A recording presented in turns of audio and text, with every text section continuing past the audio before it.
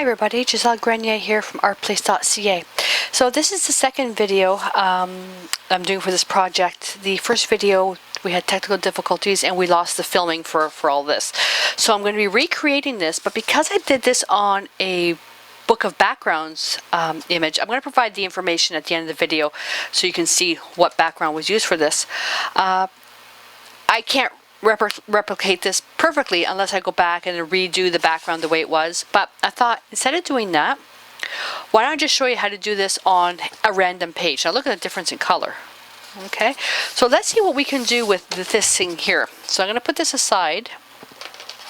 It's a very simple project. It's great for kids. So any random background, take a piece of art, repurpose it, do whatever you want, it doesn't matter.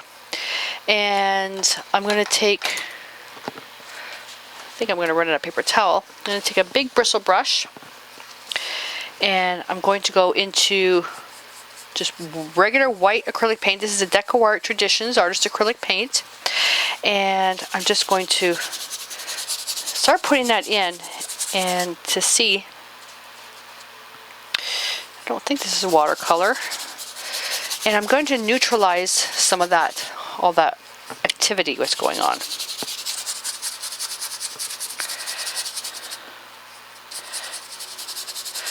That's a bit much, but that's okay. We're going to wipe a lot of this off. I used the texture crackle to create the other one, and it's a very long drying time on those, so that's why I'm not going to bother. Like I said, the video on how I did that background is on the website, on my blog.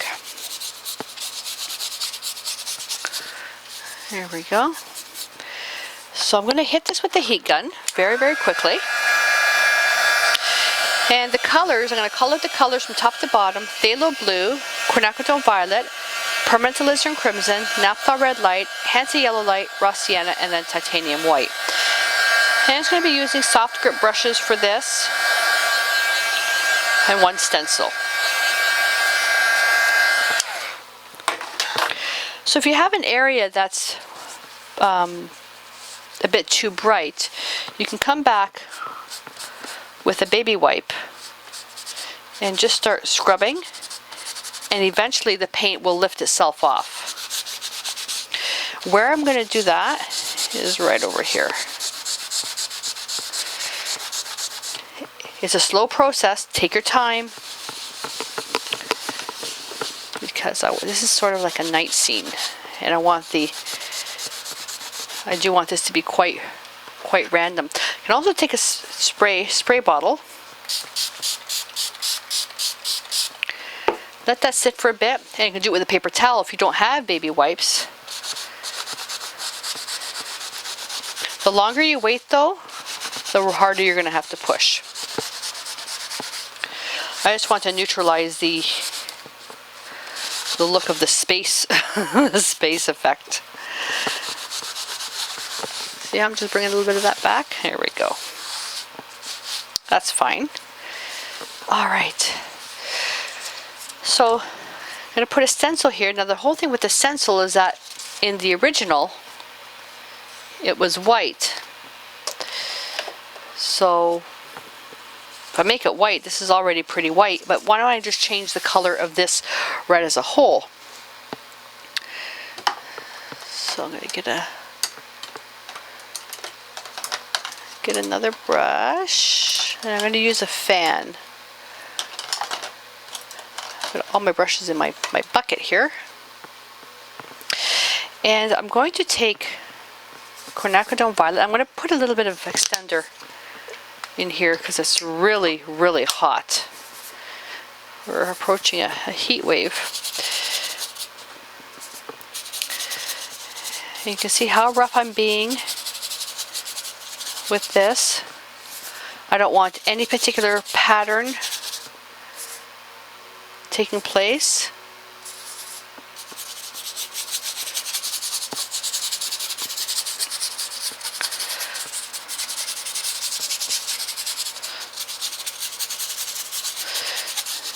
Great technique for glazing. And then I can take another baby wipe and just pick some spots where I want to just pull it out. I'm going to keep this part relatively dark because that's where I'm going to be putting the moon. Okay. Quickly dry that.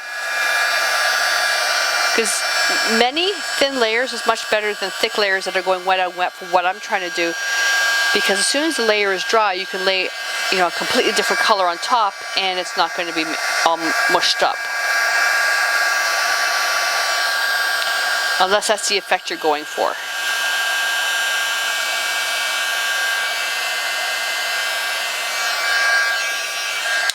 Okay. Quickly rinse that brush. Grab a different brush. And all I'm doing is I'm just randomly picking up brushes out of my bucket. I'm going to go to Permanent Alizarin Crimson. And it's going to be darker here.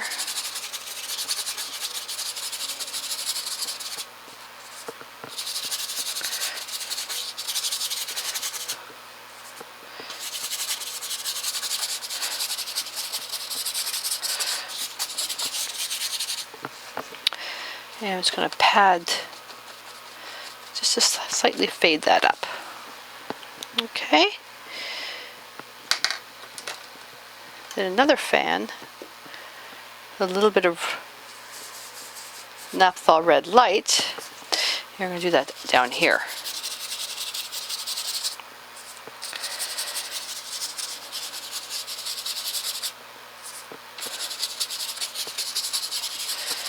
And once we have all that, then we're going to streak some white over that.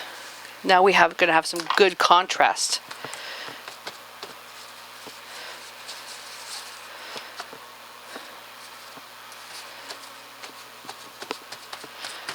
Okay, let's dry that. I'm going to dry the bottom section first because I can do the stencil of the birdie. Now we have a nice dark area, so we can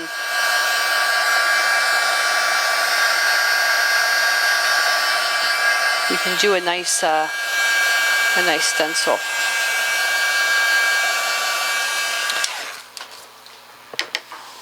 Okay, I'll lay the birdie right here. Now I busted up the stencil, so I'm gonna have to be a little bit more careful. I'm gonna make him a little bit higher. And I'm going to go to number 8 Bristle Bright. And I'm going to go with white. I want my paint to be relatively dry. If it's too wet, it's going to seep underneath.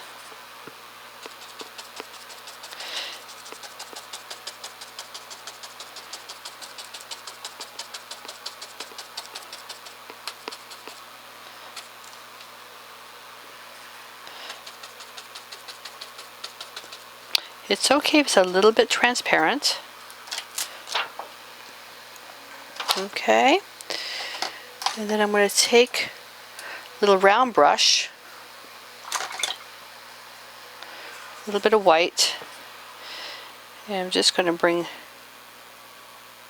that down, just like that. Just kind of fade out. I put a lot of water in there just to fade that in.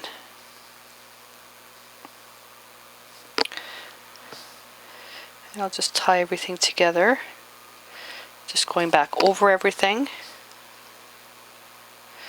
I'm kind of messing up the stencil so it matches everything down here.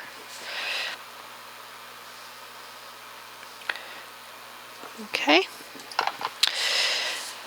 And then for the moon, now what I had done with the moon, I actually had cut out a circle for that, but you don't need to do that. If you have, use a round brush, white, and you can just freehand a circle. That's a lousy circle.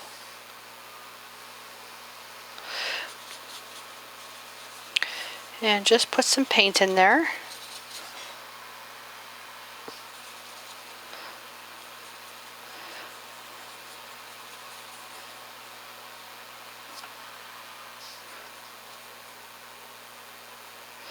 Make sure the outside is really round.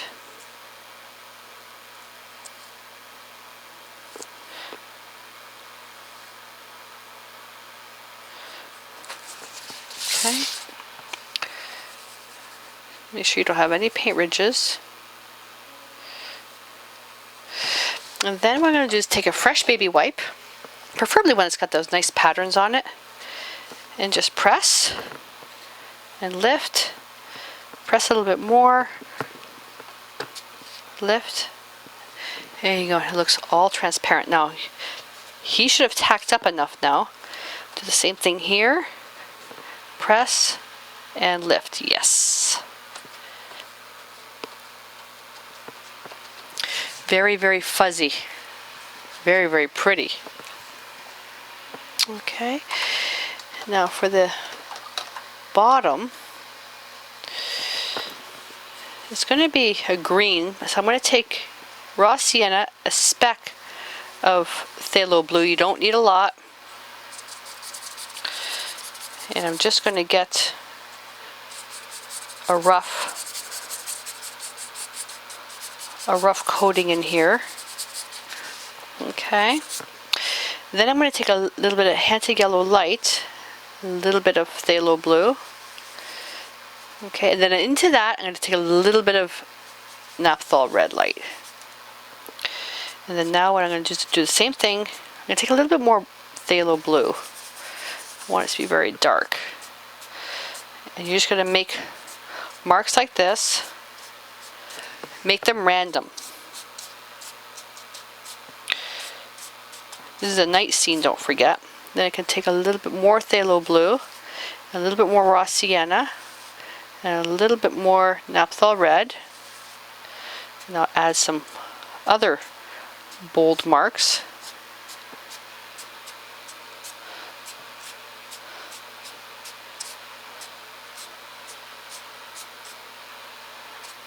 Like so. And every time I load the brush, pick up something a little bit different. Just make sure you stay within the same color family. You wouldn't typically have a lot of bright yellows for this, so I'm going to take a little bit of red, and I can actually just bring some red right in there, which is actually kind of cool. A little bit of violet.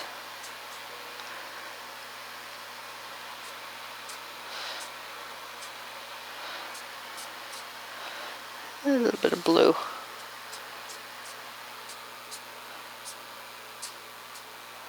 There we go. Look how bright that is. Isn't that pretty? Now if you wanted to soften that a little bit, you can take a mop brush and you can just tickle it. It'll mesmerize everything.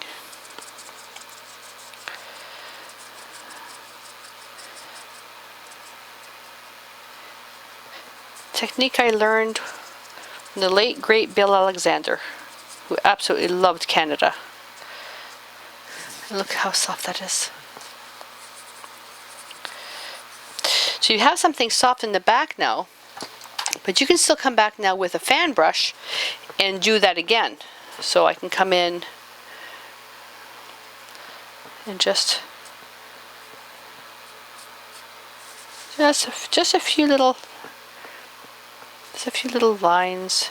Oops, that's too blue. That's way too blue. Way too blue. Let's knock that back a bit.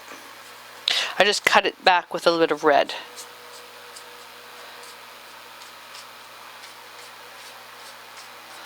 There we go. And leave it like that. There we are. How pretty is that?